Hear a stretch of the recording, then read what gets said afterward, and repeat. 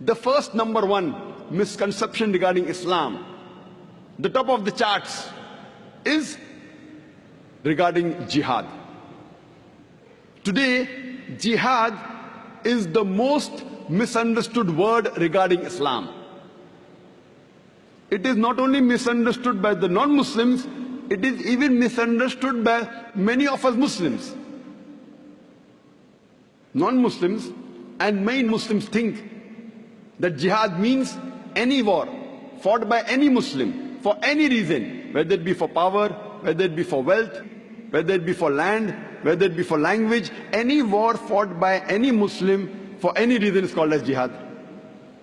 Jihad does not mean any war fought by any Muslim for any reason, whether it be for money, whether it be for power, whether it be for land, whether it be for language. Jihad is an Arabic word which comes from the word jahada, which means to strive, which means to struggle.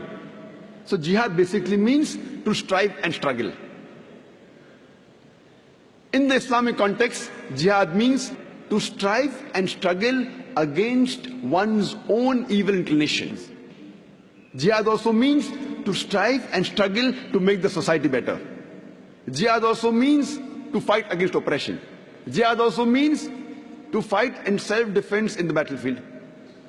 So jihad basically means to strive and struggle. For example, if a student is striving and struggling to pass in the examination, in Arabic we say the student is doing jihad, he's striving and struggling. Many people have a misconception and they think that jihad can only be done by a Muslim. There are many verses in the Quran which say that even non-Muslims did jihad. Quran says in Surah Luqman, chapter number 31, verse number 14, we have enjoined on the human beings to be kind to the parents. In travail upon travail the mother bore you, and in pain did she give you birth. Immediately after praising the parents, especially the mother, the verse continues. Surah Luqman, chapter 31, verse number 15 says that, but if your parents do jihad, strive and struggle, to make you worship somebody else besides Allah subhanahu wa ta'ala, besides Almighty God, of whom you have no knowledge, then don't obey them. But yet, live with them with love and companionship. Here the Quran is talking about non-Muslim parents doing jihad, striving and struggling to make their children do shirk, worship somebody else besides Allah. A similar message is given in Surah Ankabut, chapter number 29, verse number 8, that we have enjoined on the human beings to be kind to the parents. But if their parents do jihad, they strive and struggle to make you worship somebody else besides Allah subhanahu wa ta'ala, besides Almighty God, then don't obey them. So here the Quran is talking about non-Muslim parents doing jihad. And there are various such examples of Quran mentioning non-Muslims doing jihad.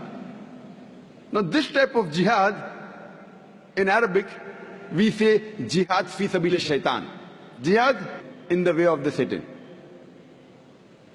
What we Muslims should do is jihad fi sabilillah, jihad in the way of Allah. And whenever the word is mentioned individually about jihad, in the Islamic context, it is understood it is jihad fi sabilillah. Most of the non-Muslims, including many so-called Muslim scholars, inverted commas, they translate jihad as the holy war. Holy war, if you translate in Arabic, it means harbu muqaddasa. If you read the Quran, if you read the Hadith, there is no Quranic verse, there is no Hadith which uses the word harbu muqaddasa. The word holy war doesn't exist in the Quran, neither in the Hadith. Jihad, as I mentioned, basically means to strive and struggle.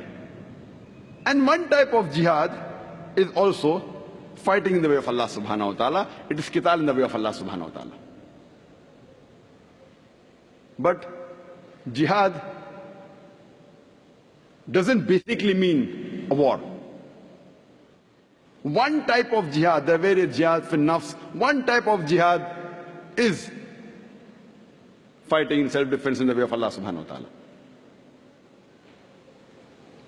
If we see the history of the Prophet Muhammad sallallahu alaihi wasallam, the first 13 years of his prophethood that he lived in Makkah, there were many Quranic verses that were revealed, all the Makkan surahs.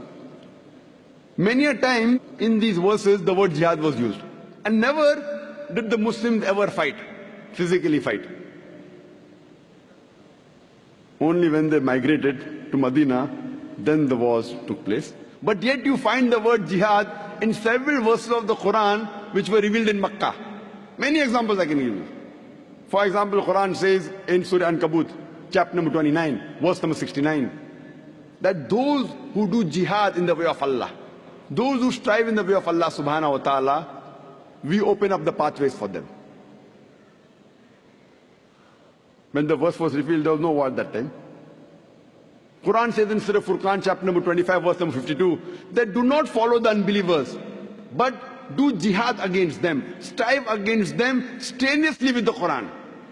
That means you do jihad with the Quran. Jihad with the Quran means strive to convey the message of Allah. Do you think you're going to fight with the Quran?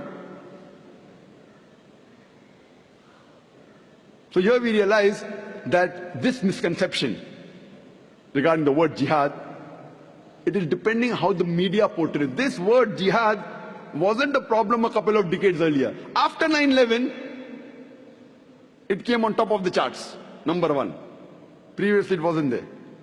So depending how the media portrays Islam, these misconceptions arise in the minds of the non-Muslims. For more details on jihad, you can see my lecture, my talk, Terrorism and Jihad, an Islamic Perspective.